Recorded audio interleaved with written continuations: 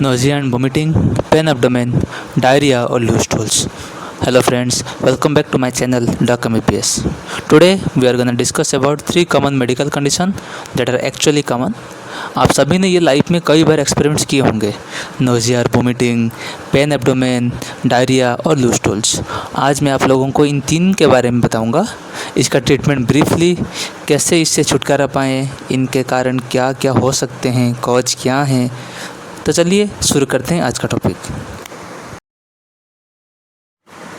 Nausea and vomiting यानी कि उल्टी, मतलब जब आपके पेट से खाना मुंह के द्वारा बाहर निकलता है तो उसको हम वोमिटिंग बोलते हैं। नोजिया मतलब वोमिटिंग जैसे लगना, लेकिन मुंह से, मतलब पेट का जो कंटेंट्स है वो मुंह से बाहर ना निकलना। अगर निकल रहा है तो उसको वोमिटिंग का बोलेंगे, अगर नहीं निकलेगा उसको हम नोजिया बोलेंगे। ठीक है। Actually nausea and vomiting both are not disease but both are common symptoms of many conditions. ये कुछ कंडीशंस कुछ इलनेस के कारण होता है, जैसे कि मोशन सिकनेस, ओवर ईटिंग, जब आप ज़्यादा खाना खा लेते हैं पेट भर के, food poisoning, any infection in stomach or any reaction to certain smells or odours. कुछ लोगों को ना क्या होता है, अलग अलग स्मेल्स के कारण, अजीब स्मेल की वजह से उल्टी भी आ सकते हैं। और any abdomen organ related disease like GERD, inflammatory bowl diseases like Crohn's disease और इन्फ्लेमेटरी बाउल सिंड्रोम। इसमें कुछ परेशान होने की ज़रूरत नहीं है, परेशान लेने की कोई नहीं है। ये नॉर्मल कंडीशन के कारण भी हो सकते हैं। ये बस एक रिफ्लेक्स के कुछ मेडिकल कंडीशन है, मतलब रिफ्लेक्स टाइप के कंडीशन है। लेकिन अगर ज़्यादा टाइम के लिए ये हो रहा है, अगर वोमिटिंग बार बार हो रहा है, तो ये थोड़ा मतलब दिक्कत की बात है, क्योंकि इससे डिहाइड्रेशन हो सकता है। और डिहाइड्रेशन मतलब ज़्यादा अगर वोमिटिंग हो रहा है, उसका मोस्ट कॉमन कॉम्प्लिकेशन है। आप बहुत बीमार दिखेंगे, व्हिच इज डेंजरस, और इट में associated with electrolyte imbalance, skin dryness, lethargic and alter mental status. तो ये सब कॉम्प्लिकेशन की रिलेटेड हो सकता है अगर ज़्यादा वोमिटिंग हो रहा है तो। So what to do, what are the treatments that to be given when you vomit. First, drink clear liquids water, take small sips at first and gradually increase the amount. धीरे धीरे मतलब आपको थोड़ा थोड़ा करके पानी पीना है, उसके बाद आपको कंटिन्यू रखना है उसको। सॉलिड फूड आपको अवॉइड करना है, नहीं तो वोमिट वगैरह ज़्यादा होने के चांसेस हैं। बाहर का खाना बिल्कुल अवॉइड करना चाहिए। ठीक है। Next is ORS, oral rehydration solution. Use the ORS sachet, is sachet in 1 litre water. पूरे पैकेट को 1 लीटर पानी में मिला के पीना है। ठीक है। Otherwise you can use it from tablet form. Next come is medicine like ondansetron, domperidone. Ondansetron, domperidone ये अपना टैबलेट फॉर्म में भी आता है, लेकिन अगर इमरजेंसी कंडीशन है, कुछ इमरजेंसी मतलब बहुत भी मतलब वोमिटिंग हो रहा है, तो आप इंजेक्शन के तौर पर ले सकते हैं, नहीं तो टैबलेट 3 टाइम्स a day ले सकते हैं। अगर ज़्यादा वोमिटिंग हो रहा है या फिर वोमिटिंग के साथ साथ कुछ और सिम्टम्स है like chest pain, stomach pain, blurry vision या फिर अलग कुछ सिम्टम्स हैं, तो आपको एक डॉक्टर कंसल्ट करने की बहुत ज़रूरत है। ठीक है। नेक्स्ट हो गया pain abdomen, any kind of discomfort anywhere in your belly region. पेट के एरिया जितने सारे हैं उनमें से कोई एक भी रीजन में अगर थोड़ा सा पेन हो रहा है, उसको हम एब्डोमेन पेन बोलते हैं। और पेट दर्द करना आजकल कॉमन हो गया है, इसके कारण भी बहुत सारे होते हैं।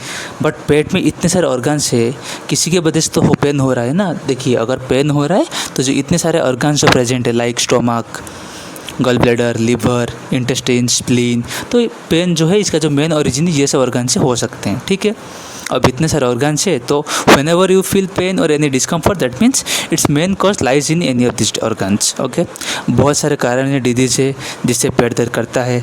उनमें से कॉमन है, कॉमन कंडीशंस लाइक इंडाइजेशन, खाना ठीक से नहीं पचना, gastritis, diarrhoea, constipation, food poisoning, any inflammatory conditions, ulceration, GERD, inflammatory bowel syndrome, to physical menstrual period like in female, मतलब फीमेल में क्या मेंस्ट्रुएशन पीरियड तो होता रहता है, उसमें मेंस्ट्रुअल क्रैम्प्स, ओव्यूलेशन पेन, तो ये सबसे पेन हो सकता है। Hepatitis, kidney stones, anything can be its cause. It all depends on where it fells and how it feels. ये ज़्यादा है, कम है, धीरे धीरे हो रहा है, मतलब उसका टाइम पीरियड ड्यूरेशन कितना तक, ये सब पे डिपेंड करता है। तो उसके हिसाब से कौन से ऑर्गन के कारण हो रहा है ये पता चल जाता है। ठीक है। तो इसका अगर पेन हो रहा है, आपको पता नहीं पेन, लेकिन पेन हो रहा है तो पता नहीं कारण क्या है, तो उसका ट्रीटमेंट कैसे करें। So first of all you might try heating pad to ease belly pain. Pain वगैरह हो रहा है तो हीटिंग पैड यूज़ कर सकते हैं, जिससे थोड़ा पेन रिलीफ हो सकता है। Next is drink plenty of water, it less spicy food. खूब सारा पानी पियो और स्पाइसी खाना को अवॉइड करो। ठीक है। अगर पेन ज़्यादा है तो आपको मेडिसिन खाने की ज़रूरत है, उससे थोड़ा रिलीफ हो जाएगा, लाइक पहले आता है एंटासिड और सुक्राफेट सिरप्स। ये स्टोमक पेन के लिए यूज़ कर सकते हैं। एंटासिड्स क्या करेंगे, अपना जो हाइपर एसिड होता है उसको न्यूट्रलाइज कर देगा और जो एसिड वगैरह कम होकर आपका पेन रिलीज हो जाएगा। Next is pantoprazole. पेंटोप्राजोल एक प्रोटॉन पंप इनहिबिटर है, पीपीआई मेडिसिन है। अगर पेन आपके मतलब अपर एब्डोमेन एरिया में है तो ये मोस्टली अपना हार्टबर्न, गैस्ट्राइटिस का एसिडिटी कारण होता है, तो पेंटोप्राजोल खा सकते हैं, ठीक है। Other PPI drugs like rabeprazole, omeprazole, lansoprazole, तो ये सब ड्रग्स हैं, ठीक है। और पेन किलर्स में आता है ड्रोटावेरिन, डाइसाइक्लोमिन, ठीक है। ये सब टैबलेट फॉर्म में आते हैं और इंजेक्शन फॉर्म में अगर इमरजेंसी है तो इंजेक्शन फॉर्म में यूज़ कर सकते हैं। एंड अदर एंसेट्स लाइक डाइक्लोफेनाक, ये सब आप पेन किलर जैसे यूज़ कर सकते हैं पेन के लिए, ठीक है। डायरिया, जिसको हम लूज स्टूल भी कहते हैं, और loose motion. If you are having water stool or your frequency of passing stool is more than the normal you are been used to, then it's diarrhoea. अगर आप जब स्टूल पास करते हैं अगर वो नॉर्मल से आपको ज़्यादा लग रहा है, मतलब पर डे अगर 3-4 टाइम्स हो रहा है, या फिर जो स्टूल है वो पानी ज़्यादा निकल रहा है, उसको हम डायरिया कहते हैं, ठीक है। नॉर्मली डायरिया जो है वो 2-3 दिन में ठीक हो जाता है। मतलब आप कुछ मेडिसिन यूज़ करके, कुछ सप्लीमेंट यूज़ करके भी ठीक करते हैं, वो ठीक है। अगर 2 दिन में ठीक हो रहा है ना, ठीक है। अगर 2 दिन बाद भी अगर ठीक नहीं हो रहा है, मतलब आप मेडिसिन ट्राई कर लिए, सब कुछ ट्राई कर लिए, तो मतलब ये थोड़ा कॉम्प्लिकेटेड चीज़ होके जा रहा है। डायरिया ठीक नहीं हो रहा है, मतलब डिहाइड्रेशन वगैरह करके आपको दिक्कत दे सकते हैं, ठीक है। If stools for day and frequency of passing stools are too much, that results in dehydration. अगर डिहाइड्रेशन वगैरह हो गया तो ये डेंजरस है। It will make the person lethargic, dry skin all over the body, alter mental status, which are the danger signs for a normal living healthy person. ठीक है। So we will start with ORS. Normal पानी से better है ORS पानी पीना। तो diarrhoea का main treatment जो है अपना ORS, ठीक है। Remember ORS is the one and only treatment options which will cure the diarrhoea without any medicine. आप सिर्फ ORS ही पिएंगे और खाना पाना ठीक ठाक करेंगे, ठीक है, तो उसमें आपका डायरिया ठीक हो जाएगा। आपको कोई मेडिसिन यूज़ करने की ज़रूरत ही नहीं पड़ेगा, ठीक है।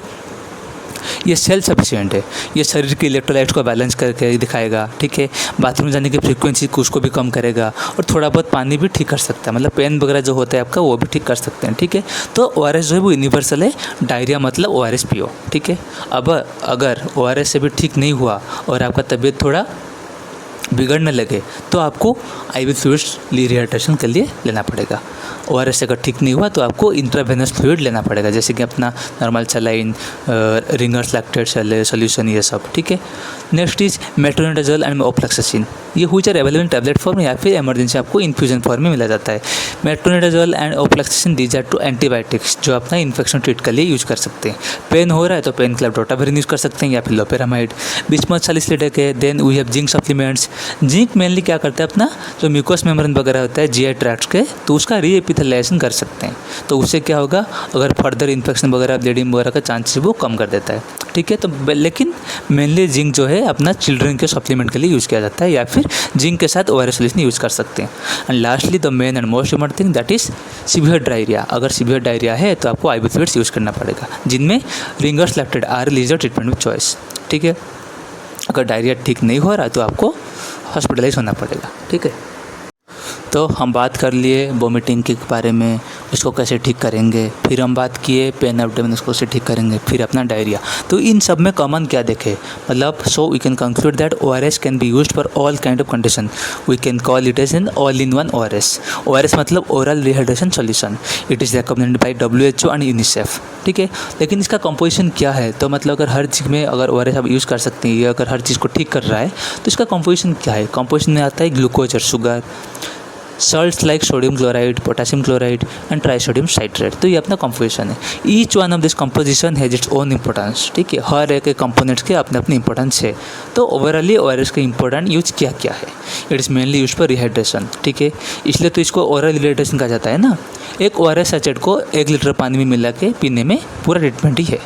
ये prevention and treatment of dehydration के लिए भी यूज़ कर सकते हैं, और ये अपना मेंटेनेंस थेरेपी या फिर कोई भी इलनेस हो, बीमारी हो, वीकनेस लगे तो वीकनेस के लिए भी आप ORS यूज़ कर सकते हैं। ORS में जो ग्लूकोज वगैरह है उससे आप एनर्जी पाएंगे, ठीक है, या फिर इलेक्ट्रल इम्बैलेंस को ठीक करने के लिए। तो ये अपने ORS का इंपॉर्टेंस।